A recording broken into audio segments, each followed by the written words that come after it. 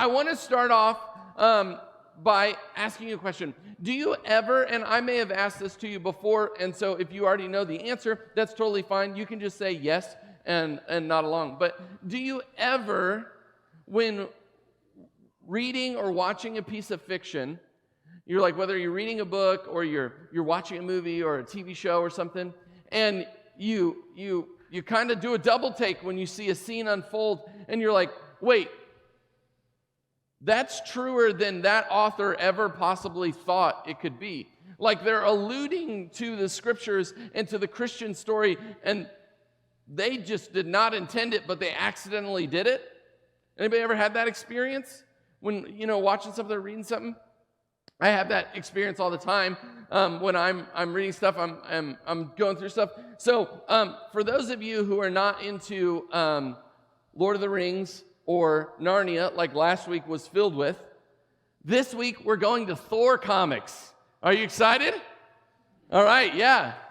So I put up 6 panels, and 6 panels in this series were just like, it was crazy. So I'm going to set it up, and then Cole's going to throw it on the screen here in a second.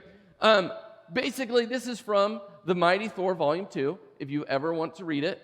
At the beginning of The Mighty Thor, the Thor from the movies becomes unworthy. He is no longer worthy to wield the hammer that makes him Thor, and so he's just, they still call him Thor, which is kind of weird. He's Thor, but he's Thor Odin's son, not like the mighty Thor. And so somebody else has to take up the mantle of Thor, and this woman is deemed worthy to take up the mantle of Thor. And so she becomes Thor, and as she's doing these awesome things, we don't know who she is. We don't know who she is. All we know is that she is dying. And she's dying, and yet she's taking on the responsibility of being Thor for the people of the Marvel Universe, And this narration happens at the very end of Volume 2. Here's the 6 panels. I'm going to throw. If you're online, I'm sorry. Copyright is keeping us from showing you. So come to church. All right, here's what it says. Here's what it says. The world needs a Thor. That's all that really matters. We need a God who understands what it means to be humbled, to be mortal. A God who knows how precious life is, how delicate. A God who struggles every day to live a worthy life, who suffers so that no one else will have to. A God who loves the earth enough to die for it. I can't tell you, when I was reading that book, I was just like, what is going on here? Is this a Thor comic or is this a Jesus comic? But we're going to go into a story in the scriptures where we're going to talk about the God who came to earth to bleed and die for us. We're going to talk about the real God who weeps for us. This is a comic book, an idea that was made up, and yet somehow it's reflecting the true story, the story of a God who actually does come and die for us.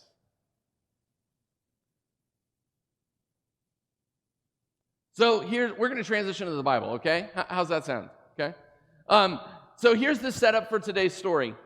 Jesus getting into an argument with religious people, as Jesus does all the time. Argument might be a strong word. Jesus is right and they're wrong and they just keep talking, okay? It's kind of how it goes. If you were in our Bible study this week, you're going to be right at home here on these 2 chapters of what's going on. But basically, he's claiming to be the Son of God. Everybody else is upset about it, and he's like, why are you upset? The scriptures say all this stuff. And they're like, I know, but we're going to kill you now. And they pick up stones to kill him, and yet he escapes. And this is all going on in Jerusalem, okay? They're hanging out in Jerusalem for this whole encounter. They decide they're going to kill him. And so Jesus does what any of us might do. He leaves. He gets out of Jerusalem because they were trying to kill him early. Now, if it was a few months later, he probably would have just hung out, and we see that story play out in Easter. But in this moment, it wasn't yet his time to die. And so he leaves and he goes out into like the kind of where John had been preaching before John dies, John the Baptist. And he's away and all this stuff is going on. And he gets word from his friends from Bethany. Bethany's like a small, like little suburb of Jerusalem, kind of. And that one of his friends is dying. And here's what the scriptures say. But when Jesus heard about it, he said, Lazarus' sickness will not end in death. So Lazarus is his friend that's dying. And they say, hey, Lazarus is sick, come and save him. Lazarus' sickness will not end in death. No, it happened for the glory of God, so the Son of God will receive glory from this. So although Jesus loved Martha, Mary, and Lazarus, he stayed where he was for the next 2 days. I don't know about you, but when I read this story, and I love this story, man, if you have not just taken some time to read through the Gospel of John in its entirety, just sit down one afternoon and just start at chapter 1 and go all the way through the end. It is just, it will do your soul some good. Like, the Gospel of John is beautiful. It's so, so wonderful. And so every time we're talking in our Bible study, I say, this is one of my favorite chapters in John.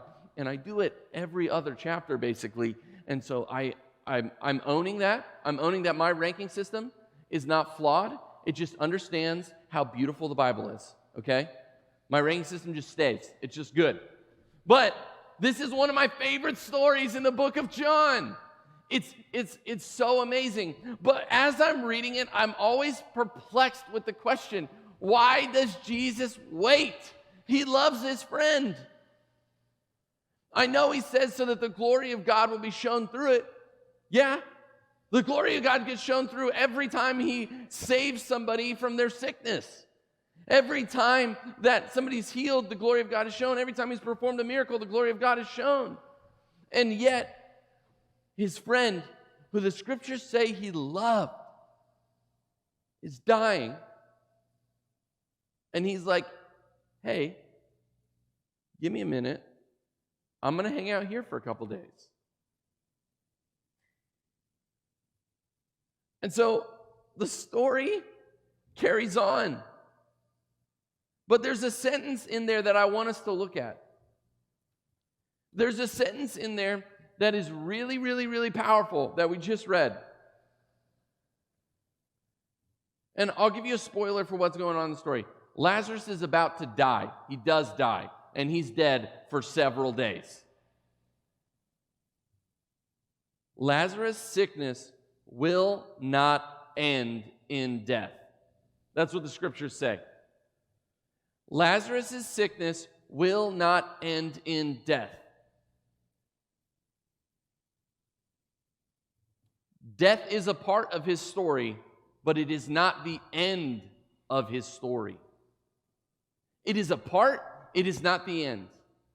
And so I want you to understand, and this is our key point, your story will not end in despair. Your story will not end in death.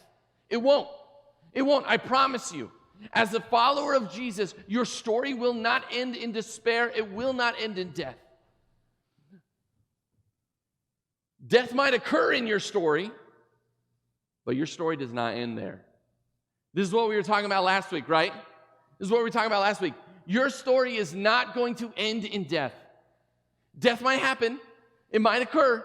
It might be present in your story, but it will not end there. And that's a promise that Jesus makes before he ever starts walking to where Lazarus is. He makes a promise that Lazarus' sickness will not end in death. It won't. You and I can hold on to that same promise as followers of Jesus, as those who believe in the work that Jesus did on the cross and through his resurrection, that your and I's story will end, like we talked about last week, with the new heaven and the new earth. And behold, everything is being made new again.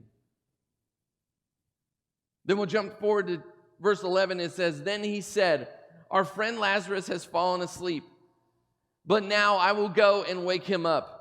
The disciples said, "Lord, if he is sleeping, he will soon get better." They thought Jesus meant Lazarus was simply sleeping, but Jesus meant Lazarus had died.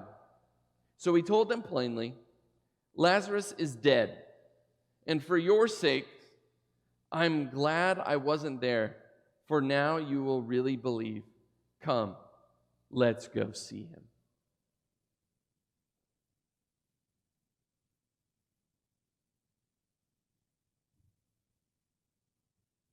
He literally waits for Lazarus to die before he moves. He waits for it. And it seems like a strange move. It seems like a strange moment. But Jesus and his disciples then pack up and they go back to Bethany. And there's this really, really cool line that we don't have time to talk about. If you ever get a chance, read John chapter 11, verse 16, and just do a deep dive study into what Thomas is saying. Because that dude gets a terrible rap by church history, and he did not earn it. But that'll probably be another sermon for another day, and we'll carry on with it later. But enjoy chapter 11, verse 16, so you can see that what goes on there. But there's this beautiful moment, and so all the disciples are going back with Jesus to Bethany. And Bethany, again, is a suburb of Jerusalem where everyone was just trying to kill him. They were all trying to kill him, okay?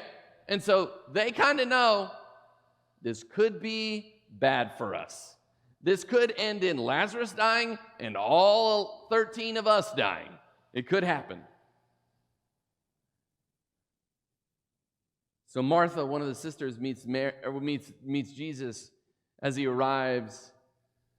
And she says, "If only you had been here, my brother wouldn't have died." If only you had been here, my brother wouldn't have died. And sometimes we read this story and we read it from our knowledge here now, looking backwards, and go, "Martha, you of little faith, not believing that Jesus could raise this man from the dead." And we don't go, "Wow, Martha has crazy faith that if Jesus is just present, her brother's good." Like, that's faith. She has faith that Jesus will actually accomplish the work that she's asking for him to do if he was just present. And she believes that her brother will be resurrected at the end. But here's what it says. Jesus told her, "I am the resurrection and the life. Anyone who believes in me will live even after dying. Everyone who lives in me and believes in me will never, ever die. Do you believe this, Martha?" "Yes, Lord," she told him. "I have always believed you are the Messiah, the Son of God, the one who has come into the world from God." Man, Martha's all about it. She's spot on. She just needs a little reassurance from Jesus and she's good to go. It's amazing the faith that Martha has. It's amazing what it is.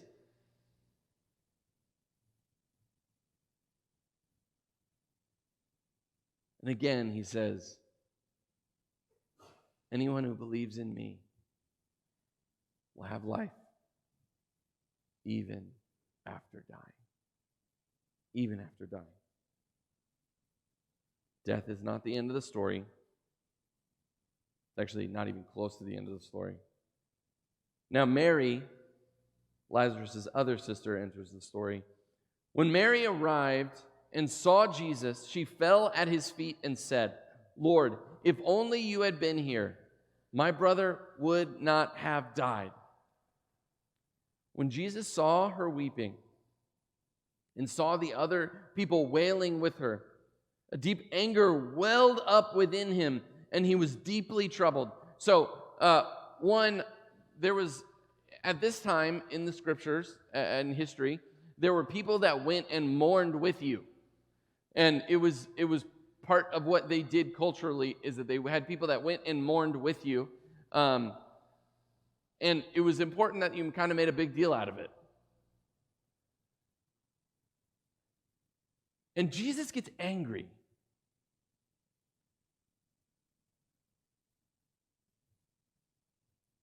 And he's about to weep for Lazarus and for these people. So it must not be that he's angry at them mourning the death of someone they loved, but that he's angry at this is what the world has come to. That the perfect world that was created, that we saw in the Garden of Eden, that had no death, it had no sin, it had no brokenness, it had no illness, it had none of those things. That was the intent. And Jesus is filled with anger at that sin has created in this world. A deep anger welled up within him, and he was deeply troubled. Where have you put him? He asked them. They told him, Lord, come and see. Then Jesus wept.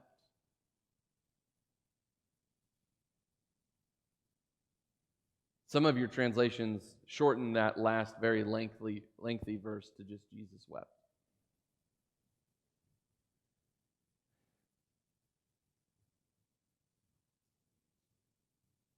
Here's the thing. It's important not to move past this. It's important to recognize that God, incarnate, Jesus, who's living, walking, breathing, knows he's about to raise Lazarus from the dead. He knows it, right? He knows it. And yet, he weeps for him. And yet he weeps.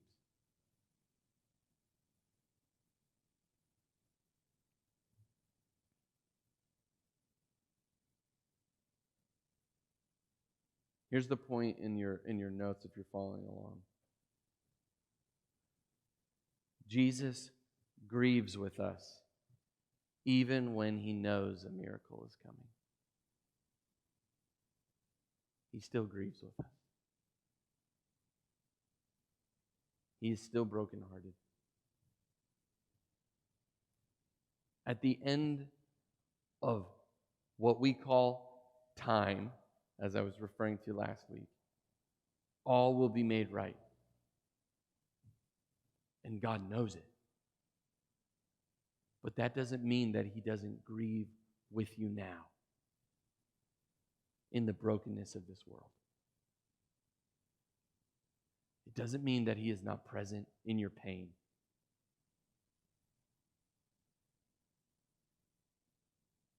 He is there with you, and he will be with you. That's what's beautiful about the God of the biblical story. Our God weeps for us. He's not detached. He's not aloof. He's not absent. He is present. He is with us.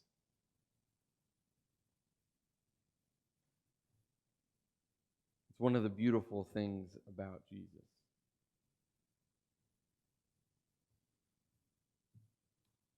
And then after he weeps, Jesus turns his focus to Lazarus.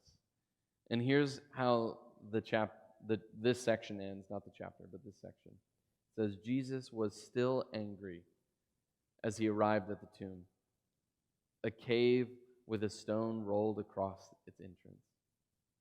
Roll the stone aside. In movies, we call this foreshadowing.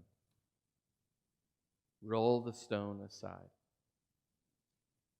Jesus told them, but Martha, the dead man's sister, protested, Lord, he's been dead for 4 days. The smell will be terrible. I love that John doesn't gloss over this detail for some reason.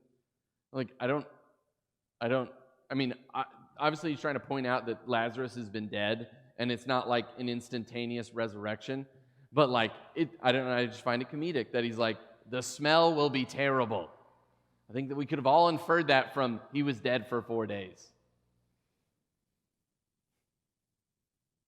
I was reading commentaries, and they were like, and this would be a big deal because in the Middle East it's hot. And I was like, that makes sense. That makes sense. Jesus responded, didn't I tell you that you would see God's glory if you believe? So they rolled the stone aside. Then Jesus looked up to heaven and said, Father, thank you for hearing me. You always hear me, but I said it out loud for the sake of all these people standing here, so that they will believe you sent me. It feels like Jesus is explaining the joke. You know, you ever tell a joke and you're like, the people aren't laughing, and so you just kind of like explain it to them, and then they kind of chuckle politely for you? It kind of feels like this. In this moment, he's like, they don't get it. They haven't gotten it. I'm just going to tell them. Thank you for hearing me. You always hear me, but I said it out loud for the sake of all these people standing here so that they will believe you sent me. Then Jesus shouted, Lazarus, come out. And the dead man came out, his hands and feet bound in grave cloth, his face wrapped in a headcloth. Jesus told them, unwrap him and let him go.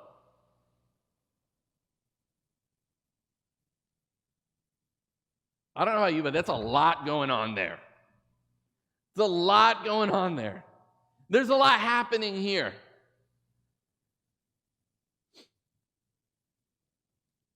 My father-in-law in our Bible study pointed out this week when we were reading through the section, he was like, it's interesting that Lazarus walks out and he tells the people to unwrap him. That it's almost a metaphor for like when you come to faith, when you are brought back to life, when you put your faith in Jesus, you're not perfect yet. There's some work of unwrapping and revealing the living person that has been hiding beneath the sin that has been bogging us down. And I think it was just so beautiful. It was just such a beautiful image. I loved hearing it. But there's so much going on here. There's so much that's happening. Lazarus is resurrected.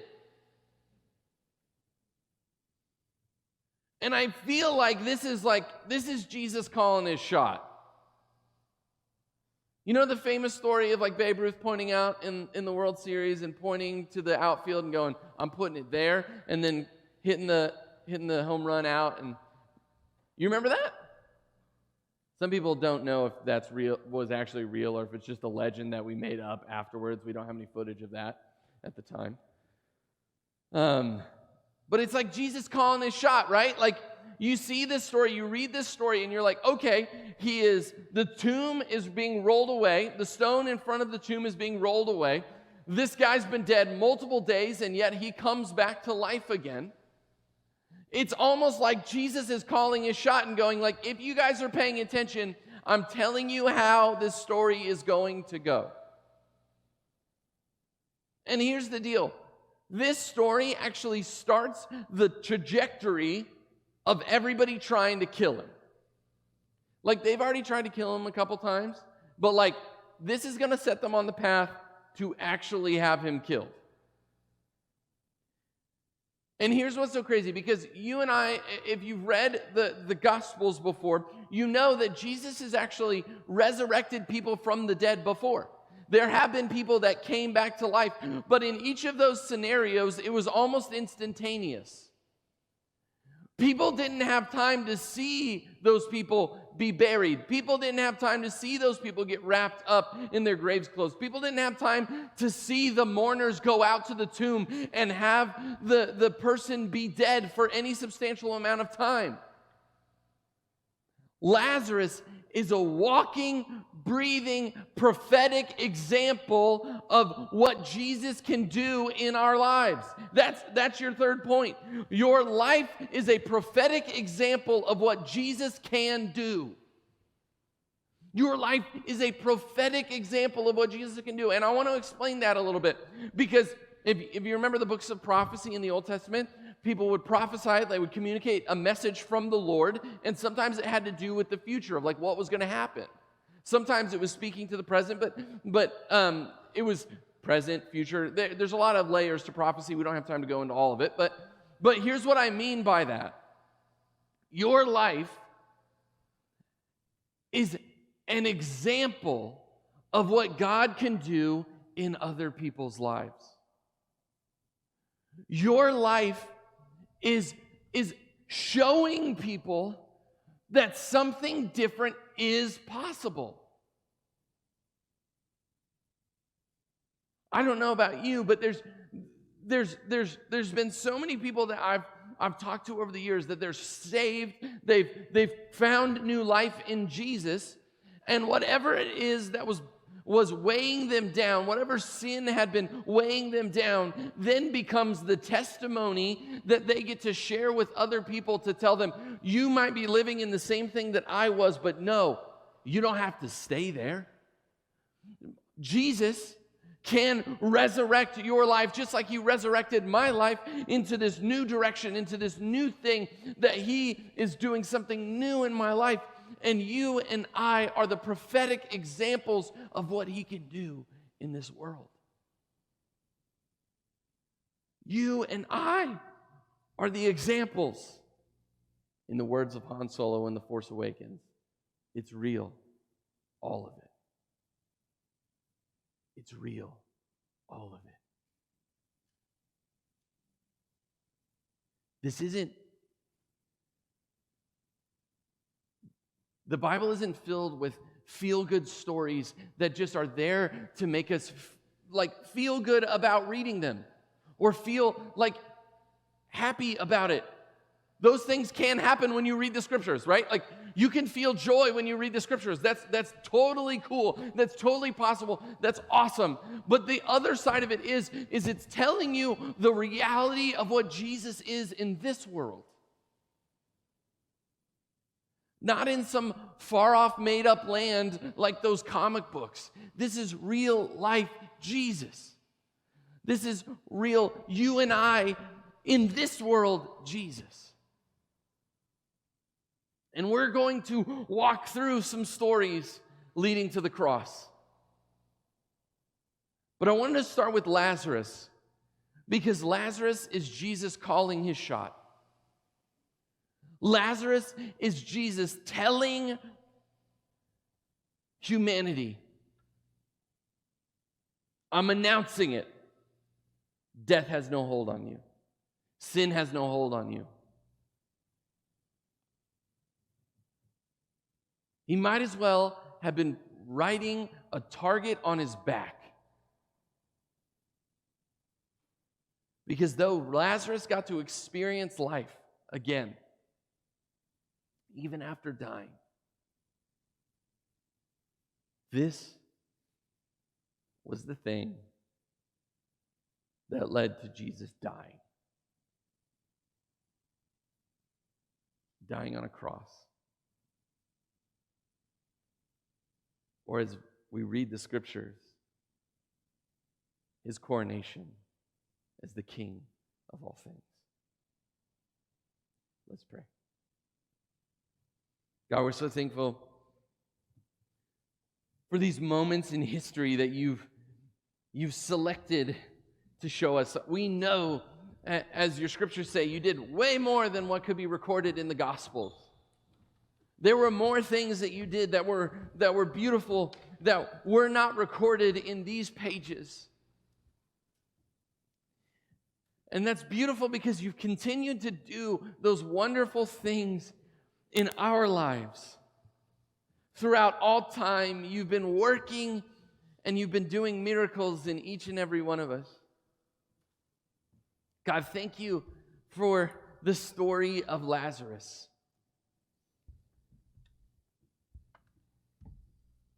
Thank you for resurrection. Thank you for new life.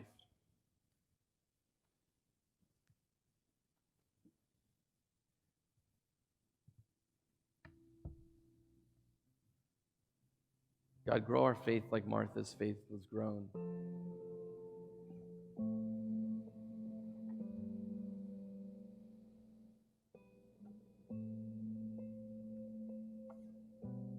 Grow us to trust you just a little bit more each and every day.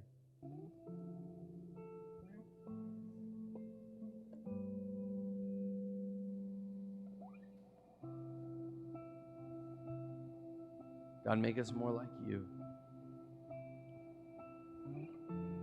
Remove the grave's clothes that have been tying us down.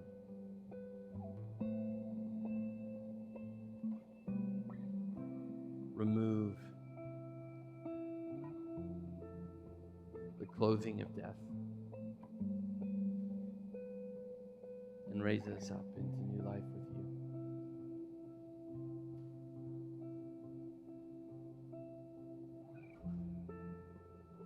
God, we thank you for today. We praise you. Make us more like you. God, we love you. In your name we pray. Amen.